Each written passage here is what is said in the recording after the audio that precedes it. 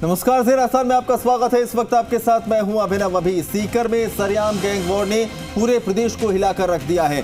दिन दहाड़े gang war में गैंगस्टर राजू ठेहट का मर्डर कर दिया गया। राजू ठेहट के अलावा ताराचंद को भी गोली लगी, जिसकी वजह से उसकी मौत हो गई। ताराचंद से बदमाश उसकी ऑल्टो गाड़ी को छीनते हैं और उसी गाड़ी से फरार हो जाते हैं। वहीं कैलाश नाम के एक शख्स के पैरों में गोली लगने की जानकारी मिल रही है, जिसकी वजह से वो घायल हो गया। रोहित गोदारा ने हत्याकांड की फेसबुक पर जिम्मेदारी ली है, जबकि लॉरेंस बिश्नोई और आनंदपाल गैंग का नाम इसमें सामने आ रहा है। गैंग वॉर के बाद सीकर में वीर तेजा सेना द्वारा अनिश्चितकालीन बंद का आह्वान अब कर दिया गया है। वारदात के विरोध में लोग मोर्चरी के बाहर इकट्ठा हो गए हैं। शव उठाने से उनकी तरफ से इनकार कर दिया गया है। फिलहाल पूरे राजस्थान में नाकेबंदी कर चारों शूटर्स की इस वक्त तलाश की जा रही है। तो इस हत्याकांड के बाद से हर तरफ हड़कंप मचा हुआ है। दरअसल आज अचानक ये खबर निकलकर सामने आई कि राजू ठेहट की गोली मारकर हत्या कर दी गई है। गैंग वॉर में ये हत्याकांड को अंजाम दिया गया। उसके बाद एक सीसीटीवी फुटेज सामने आया, जिसमें जो 4 बदमाश थे वो फायरिंग करते नजर भी आए। हालांकि बाद में डीजीपी की तरफ से कहा गया कि इसमें 4 नहीं बल्कि 5 लोग थे। इनमें से 4 की पहचान कर ली गई है। आप पोस्टमार्टम करवा लो, बॉडी ले लो, एफआईआर दर्ज करवा दो, पुलिस कार्रवाई करेगी। हमें पता पुलिस कितनी कार्रवाई करती है, बहुत हत्याएं देखी हमने, पुलिस कितनी कार्रवाई करती है। पुलिस अपने तरीके से चलती है। पुलिस का तरीका, पुलिस को थोड़ी ना पता है कि उनका क्या लगता था। उनके माँ बाप हैं, उनके भाई बहन है, उनको पता है उनको कितना दुख है। आम सिक्कर बंद की अपील की, सहयोग मिल रहा है लोगों का? बिल्कुल, हमने सिक्कर बंद का आह्वान किया। हम बाजार में पैदल मार्च भी करके आए, लेकिन पूरे बाजार के व्यापारियों ने अपने शांतिपूर्ण तरीके से स्वयं ने बाजार बंद कर लिया। और जब तक आरोपी गिरफ्तार नहीं हो जाते, अनिश्चितकालीन के लिए सिक्कर बंद रखेंगे। तो दोनों के शव को यहाँ पर रखा गया है और उसके बाद तो लोगों का गुस्सा फूटा है। बड़ी संख्या में लोग जो है इस वक्त मोर्चरी के बाहर जमा है। उनकी तरफ से आरोपियों की जल्द से जल्द गिरफ्तारी की मांग की जा रही है।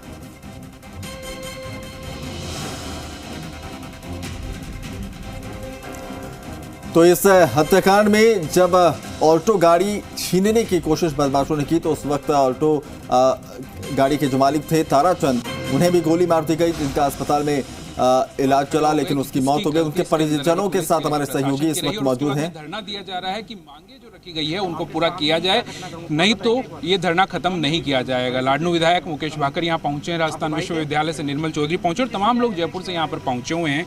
मुकेश जी, क्या आपकी वार्ता हुई अभी तक, क्या बात रख रहे हैं धरने के बाद? देखिए, जो ताराचंद कड़वासरा जी मरे हैं, उनके भाई हैं भंवरलाल जी। ये अपनी तरफ से जो भी बात है, जो इनोसेंट आदमी मारा गया है, जहाँ अपनी बच्ची से मिलने आया था, उसके बारे में ही अपनी बात को रखेंगे। ये धरने पे हैं सुबह से, शव इन्होंने लिया नहीं है, और आगे की जो भी बात है भंवरलाल जी रखेंगे। हम इनके साथ है जिस भी मांग में ये कहेंगे।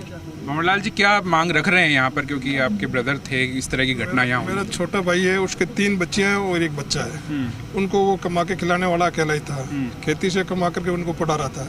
तो मैं तो सरकार से ही मांग करूँगा कि उनके बच्चों के पढ़ाई का और वो जो भी है और जितना भी है उसको दे ज़्यादा से ज़्यादा। स्पष्ट रूप से क्या क्या मांगे? नौकरी, मुआवजा, गिरफ्तारी? एक बच्चे को नौकरी और कम से कम 50 लाख रुपए, ये उसको। गिरफ्तारी की मांग को लेकर गिरफ्तारी तो होती रहेगी। गिरफ्तारी तो पुलिस का जो काम है वो तो करेगी। ये बिल्कुल इनोसेंट, जिसको कोई मतलब ही नहीं था अपने बच्चों को पढ़ाने के लिए, और ये आया था। और ये गैंग वार के कारण, पुलिस की लापरवाही के कारण या कैसे भी हो, बच्चे ये बिना मतलब मारा गया। तो सरकार से मांग है कि वो इसका भरण पोषण करे। ताराचंद के भाई थे जिन्होंने मांग सीधी बता दी। मुकेश जी, अब आप ये बताइए कि मांगे मनवाने के लिए आपका क्या रुख रहेगा?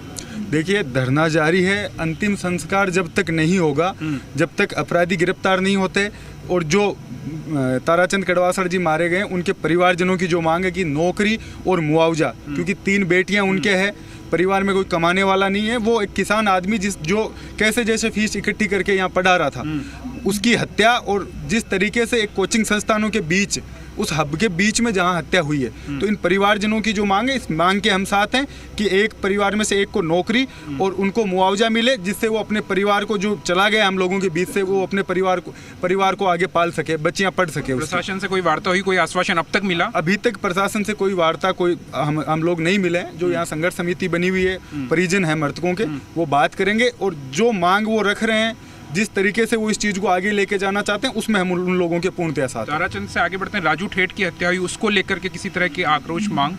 देखिए, राजू ठेठ अपराधी था ऐसा सब लोग बोल रहे हैं और मुकदमे उन पे थे, जेल भी काटी है, लेकिन अगर अपराधियों का हिसाब सड़क पे होने लग गया तो कानून और न्याय व्यवस्था क्या करेगी? जिसने अपराध किया है पुलिस गिरफ्तार करे, न्याय उसको दंड दे, वो बना हुआ है हमारा। खुलेआम किस जगह ये हत्या हुई है वो देखिए आप। फेलियर है, पहले से आशंका थी गैंगवार हो सकती है, पूर्णतया फेलियर है। पुलिस को ये पता था कि ये गैंगवार की स्थिति बन सकती है, लेकिन पुलिस और इनका जो मुखबिर सिस्टम है, इंटेलिजेंस सिस्टम है, वो पूर्णतया फेल रहा है। और अभी तक सीकर में अपराध करके गाड़ी दूसरे की लूटी है, उसकी हत्या कर दी और अब तक अपराधी नहीं पकड़े गए हैं। तो इससे बड़ा फेलियर पुलिस प्रशासन और जिला प्रशासन जो सीकर है, राजस्थान है, उसके लिए हो नहीं सकता। निर्मल चौधरी से एक सवाल ले लेते हैं। निर्मल, युवाओं को साथ लेकर के किस तरह से इस धरने में, प्रदर्शन में आपका सहयोग रहेगा, किस तरह से आगे बढ़ाएंगे? बिल्कुल, जब तक अपराधियों को सजा नहीं मिलेगी, अपराधी गिरफ्तार नहीं होगा, मृतकों के परिजनों को ये इनकी जो भी मांगे हैं वो पूरी नहीं करेंगे, तब तक मैं पूरे मेरे युवा हुजूम के साथ यहाँ धरना स्थल पे रहूँगा और प्रशासन का विरोध करूँगा। आश्वासन सिर्फ दे दिया जाए प्रशासन की ओर से, उससे मान जाएंगे या पूरी मांगों के ऊपर लिखित में कार्रवाई होगी? पूरी कार्रवाई होगी, उसके बाद ही खत्म करेंगे। धरना यहाँ जारी रहेगा, आप मौजूद रहेंगे? जी बिल्कुल मौजूद रहूँगा। निर्मल चौधरी राजस्थान यूनिवर्सिटी से यहाँ पर आए हुए हैं, तमाम लोग हैं। खत्म हुआ, मैं 2-3 सरपंच प्रतिनिधि बीरबल मांग रहा हूं। अपनी बात रखिए। मैं यही मांग रख रही हूँ कि उदयपुर में कांड हुई हो, नौकरी दी है और मुआवजा दियो, वो मान दीजिए। और पहले जो मांगे थी उसी की तरह से ये एक बार फिर मांग है कि यहाँ पर भी नौकरी दी जाए, मुआवजा यहाँ पर दिया जाए, और उसी मांग को लेकर के यहाँ पर तमाम लोग हैं जो कि पहुँचे हुए हैं। चश्मदीद से भी एक बार बात करते हैं, जो कि साथ में उस समय मौजूद थे जब ये घटना हुई थी, उनको एक बार चर्चा करते हैं। जब ये फायरिंग हुई थी, आप क्या कार में मौजूद थे उस समय? कहाँ आप बाहर खड़े थे? ताराचंद आपके सगे भाई हैं? अच्छा, तो आप वो ताराचंद उस समय क्या कार के अंदर मौजूद थे? अंदर नहीं, बाहर था। अच्छा, बाहर थे। तो क्या, कैसे आए ये बदमाश उस समय? सामने से आए। सामने से आए, आके सीधी गोली मारी या पहले बात की? फायरिंग करते हैं, बात कुछ नहीं की। अच्छा, हाथ से चाबी ली कार में से? चाबी उस शासन हाथ में ही। अच्छा, वो दे दी थी चाबी? अब जब मैं नीचे हो गया, नहीं दिखा नहीं। अच्छा, फायरिंग किया और उसके बाद में कार लेके जाने लगे वो अपराधी? कार लेकर भाग गए। पहले ही फायरिंग कर गए थे? फायरिंग पहले वो नीचे गिर गए ताराचंद। उसके बाद में क्या किया आप लोगों ने? मैं तो कुछ नहीं किया, होटल में पड़ गए उसमें। अच्छा, उसके बाद में हॉस्पिटल ले जाया गया, तब तक मौत हो चुकी थी उनकी? वहाँ पर ही हो गया। आपकी तरफ से क्या मांगे? आप भाई थे, साथ में मौजूद थे, चश्मदीद हैं इस घटना के। मांग तो रखी भाई, मांग है। बिल्कुल। आपका नाम? रामनिवास। रामनिवास हैं, जो कि उस समय ताराचंद पर जब फायरिंग की गई, राजू ठेठ पर फायरिंग करने के बाद में कार को लूटा गया, तब ताराचंद पर फायरिंग की गई। उस समय ये शख्स वहाँ पर उनके भाई हैं जो कि कार में साथ में आए थे, मौजूद थे, कार से बाहर खड़े थे। उसी समय हवाई फायर करते हुए बदमाश आए, इनके भाई के ऊपर, ताराचंद के ऊपर भी फायर किया, जिसमें उनकी मौत हो गई और कार लेकर के वो बदमाश यहाँ से फरार हो गए, जो कि आगे जाकर के फिर उन्होंने कार भी बदली। पुलिस की जो टीमें हैं उदयपुर वाटी में मौजूद है। आशंका यह है कि बदमाश उदयपुर वाटी में कहीं छुपे हुए हैं, उनको सर्च करने की कोशिश की जा रही है। भारी जाब्ता है जो वहां पर मौजूद है। डीजीपी से जब बात हुई तो उन्होंने कहा कि 5 संदिग्ध हैं इस पूरे मामले में, जिसमें से 4 को चिन्हित कर लिया गया है, उनके बारे में पता लगा लिया गया है। जल्द ही उन अपराधियों को गिरफ्तार भी कर लिया जाएगा। दूसरी तरफ यहाँ पर जो धरना दे रहे हैं, भले ही उनके साथ में युवा हैं या विधायक यहाँ पर पहुँचे हैं, उन सबका यही कहना है कि धरना तब तक जारी रहेगा जब तक कि जो मांगे रखी गई है, भले ही मुआवजे की हो, सरकारी नौकरी की हो, गिरफ्तारी की हो अपराधियों की, नहीं मान ली जाती, तब तक धरना यहाँ पर खत्म नहीं करेंगे। कैमरा पर्सन संजय के साथ में शरद पुरोहित, जी मीडिया, जयपुर।